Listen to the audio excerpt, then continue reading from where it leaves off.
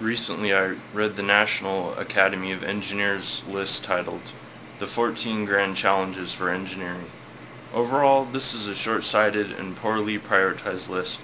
However, it does raise a few important points that I find relevant to the OECD forum. For example, question number 11, securing cyberspace. How do you protect the global information infrastructure from identity theft, viruses, and other threats without bogging down the flow of data?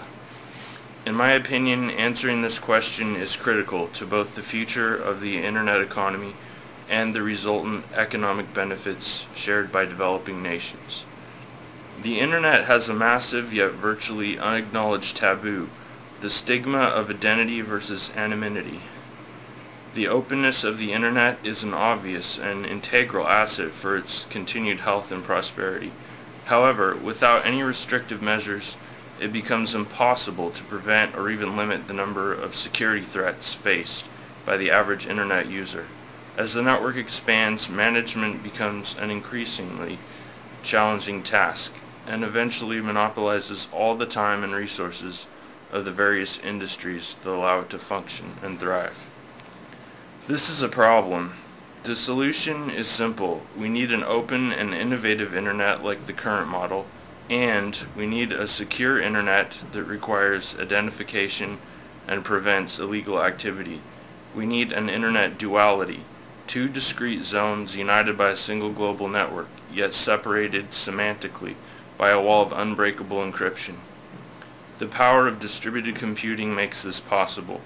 The computational mass of a secure network can be leveraged to encrypt and decrypt data at levels previously unimagined, while simultaneously allowing the security system to scale as the network grows. This leaves external threats without the resources necessary to compromise the network, and will create an environment where communication and commerce can be as secure as is mathematically possible.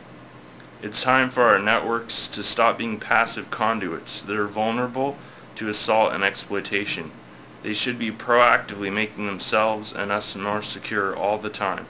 Until that happens, how can we realistically expect the internet to provide a stable economic platform while continuing to grow? Given the trends in security, the opposite is true. Every year the internet becomes less safe. How much longer can we afford to wait? Thanks for listening.